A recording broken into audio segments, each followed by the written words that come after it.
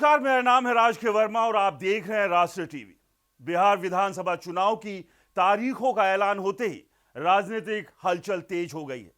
चुनाव आयोग ने 6 और 11 नवंबर को 2 चरणों में वोटिंग और 14 नवंबर को मतगणना की घोषणा की है।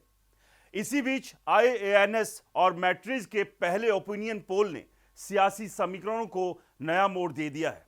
सर्वे के मुताबिक 243 सीटों वाली विधानसभा में एनडीए को 150 से 160 सीटें हासिल होती दिख रही है, जो बहुमत के आंकड़े को आसानी से पार कर जाएगी। तो वहीं इंडिया गठबंधन को 70 से 85 सीटों पर सीमित रहने का अनुमान है, जो 2020 के प्रदर्शन से काफी पीछे है।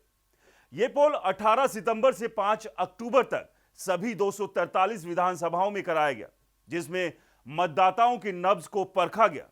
वोट शेयर के लिहाज से भी एनडीए का दबदबा साफ दिख रहा है। सर्वे में एनडीए को कुल 49% वोट शेयर मिलने का अनुमान है, जबकि इंडिया गठबंधन को महज 36%। गठबंधन के प्रमुख दल भाजपा को 21% वोट शेयर के साथ सबसे आगे रखा गया है।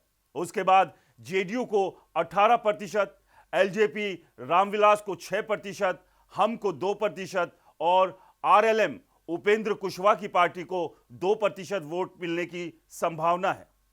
सर्वे के मुताबिक विपक्षी खेमे में आरजेडी को 21% वोट तो मिल सकते हैं, जबकि कांग्रेस को 8%, सीपीआई एमएल को 4%, सीपीआई सीपीआई-एम और विकासशील इंसान पार्टी वीआईपी को 1% वोट मिलने की संभावना सर्वे में जताई गई है।